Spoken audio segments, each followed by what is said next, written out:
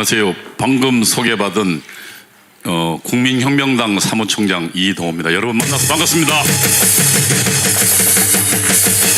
식사하시면서 들으시죠?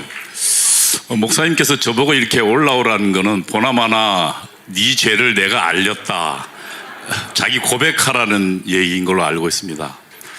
저는 제 죄를 분명히 알고 있습니다. 한때나마 대한민국을 폄하하고 그리고 이승만 대통령과 박정희 대통령을 적으로 생각했던 저에게 대해서 정말 부끄럽고 정말 자괴감이 넘치는 많은 시간을 보냈습니다. 그리고 10여 년 넘게 고통 속에 있다가 최근에 이승만 대통령을 만나고, 그리고 또 저보다 이승만 대통령을 더 좋아하시는 정광훈 목사님을 만나면서 정말 기쁘게, 또 가장 더 중요한 것은 최근에는 제가 그전엔 신앙이 없었거든요. 교회만 다니고 있었는데 최근은 정말 목 놓아 기도하는 신앙을 허락해 주신 하나님께 감사를 드립니다. 여러분, 주사파에 대해서 어제 설명드렸지만 주사파들, 공산주의자들 핵심들은 정체를 숨기는 겁니다.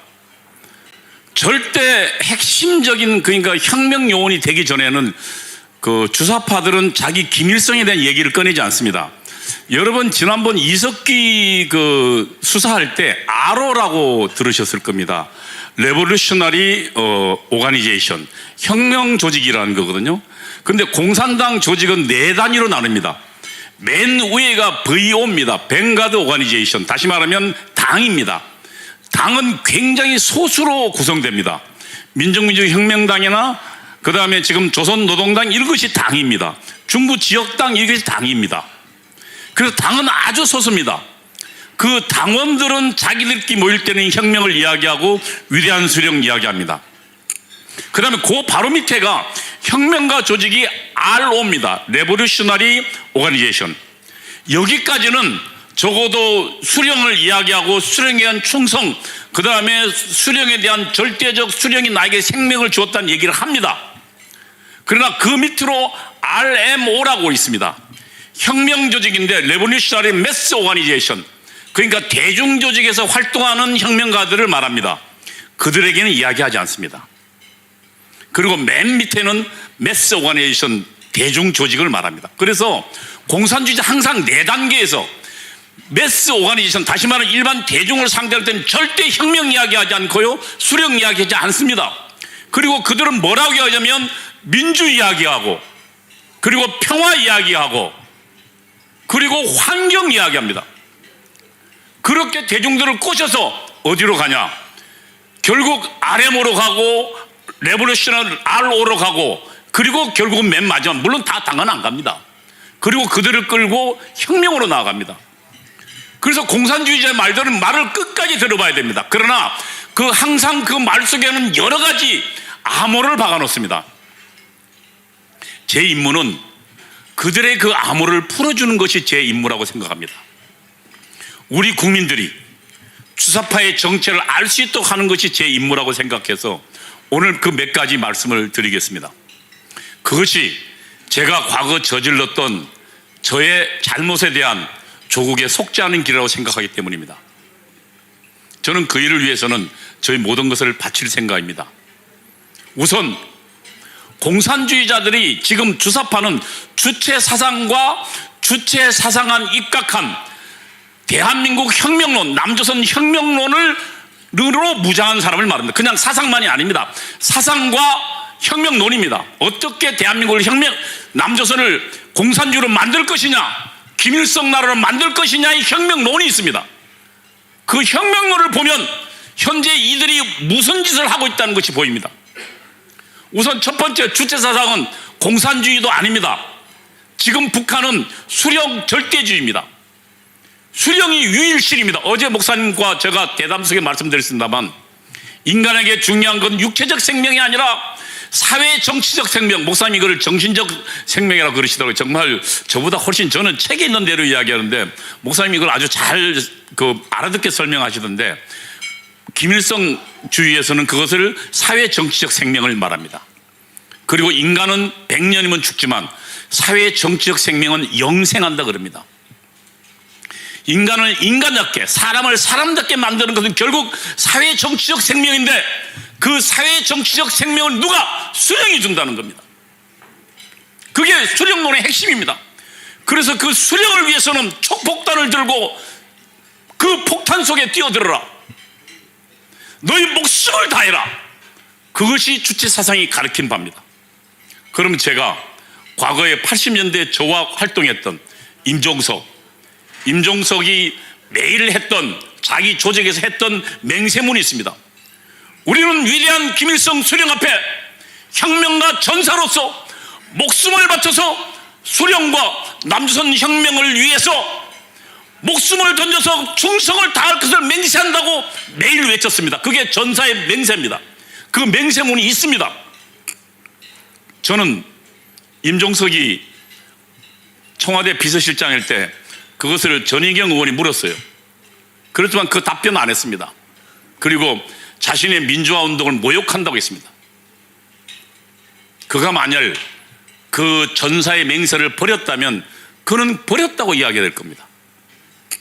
지금 대한민국을 장악하고 있는 그들이 몇 가지 얼굴을 가지고 있습니다.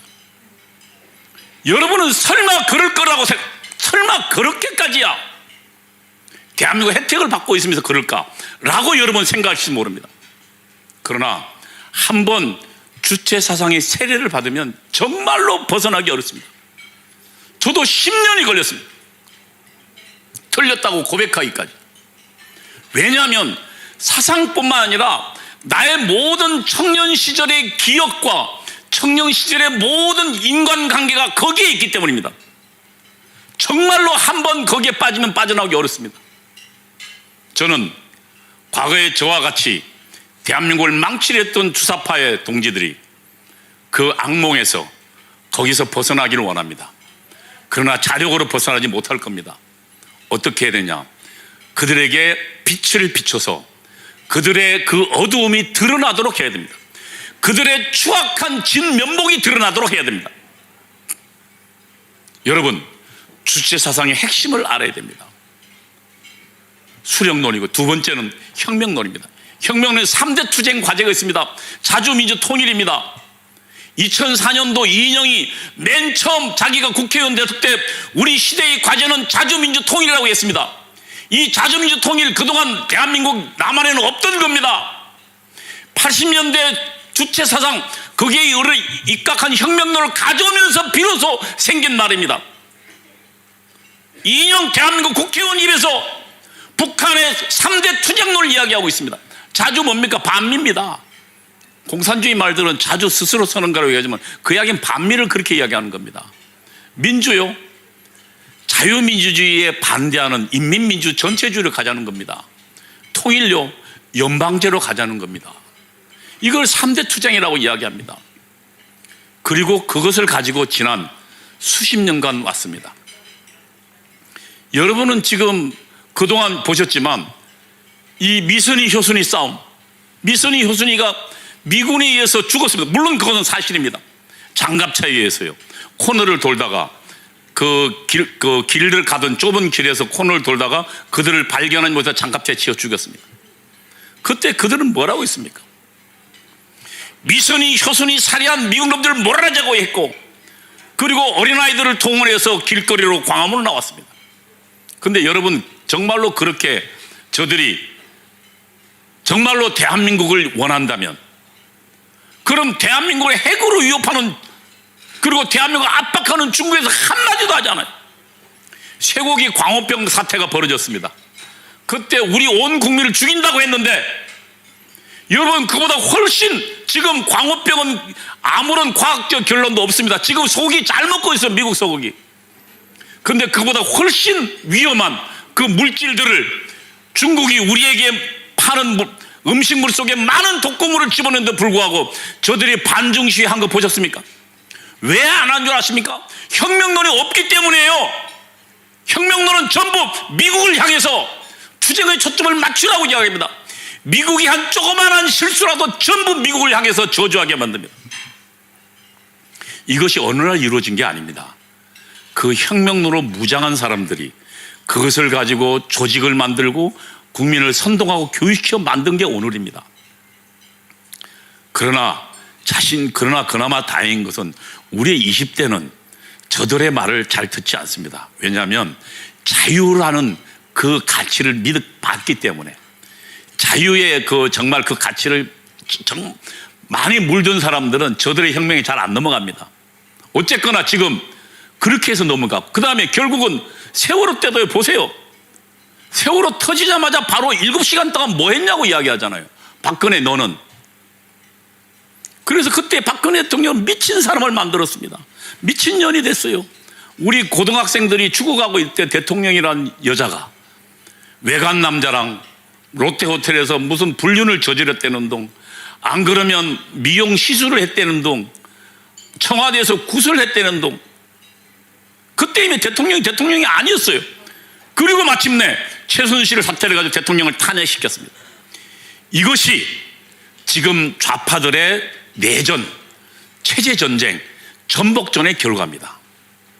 여러분, 만일 우리가 이번 대통령 선거에서 진다면 이제 우리는 더한 걸 마주할 겁니다.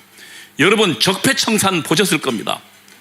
문재인 대통령이 맨 처음 내건 공약이 적폐청산입니다. 그런데 북한의 민족해방 민주주의 혁명론에 보면 이런 이야기였습니다. 보조 전치 목표라는 게 있습니다. 어쨌든 혁명에 가기 전에 중간 도달해야 될, 거기에 보면 민주연립정부라는 게 있어요. 민중이 주도하는 연립정부. 그 기능 중에 하나가 첫 번째가 뭐냐면 파쇼 체제 해체입니다. 파쇼 체제란 보수 세력을 무너뜨리는 것을 말합니다. 보수 세력은 정치 세력이 있고 경제 세력이 있습니다. 정치 세력은 누굽니까? 보수 당과, 그리고 보수 관료들, 공산주의 말로, 북한 말로 하면 반동 관료배입니다. 그들을 무너뜨리라는 겁니다. 그들을 청산하라는 겁니다. 그래서 지난 문재인 정권 5년 동안 뭐 했습니까? 대통령 2명 감옥 보내고, 그 다음에 150명, 200명이 달하는 애국 공무원들 전부 깜빡몰했습니다. 그것을 적폐청산이라는 이름으로. 그런데 북한의 혁명론에 나와 있습니다. 민중 주도의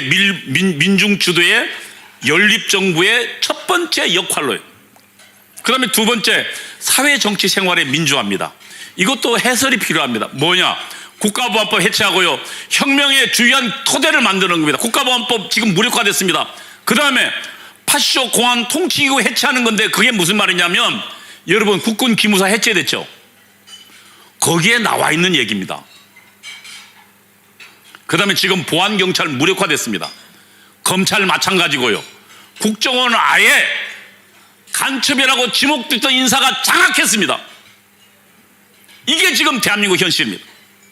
여러분, 이번이 체제전쟁 이야기하지만, 저는 만일 이번 우리 대통령 선거에 이기지 못한다면 이 대한민국은 결국은 북한으로 흡수될 것입니다. 아시다시피 지금 이모 후보는 이석기라는 경기 동부연합에 완전히 장악해 있습니다. 2010년도 성남시장이 될 때 경기 동부연합과 후보 단일화를 통해서 그는 성남시장이 됐습니다. 그리고 성남시의 막대한 이권을 경기 동부연합 이석기 그룹에 안겼습니다. 그리고 제가 보기에는 이 대장동의 수많은 수익들이 어디까지 갔는지 모릅니다. 8천억 1조 가까이 되는 돈이. 저는 그 돈이 북한으로 갔을 것이라고 합리적 의심합니다. 여러분, 만일 그가 지금 성남시 하나 가지고 이 짓을 했는데 대한민국을 장악한다면 미래는 끔찍합니다. 이번 선거가 바로 그래서 이 위대한 대한민국을 지키는 선거라고 생각합니다. 저는 12년 넘게 다시 보수를 다시 봤습니다. 이승만을 보고 박정희를 봤습니다. 그리고 하나님께 감사했습니다. 이 위대한 나라를, 그리고 아무것도 없는 이 대한민국에 이 이승만이라는 사람을 준비해 준 하나님께 감사했습니다. 여러분, 우리 하나님께서 축복해서 오늘날 대한민국이 가능했습니다. 우리 대에서 멈추게 해서야 되겠습니까?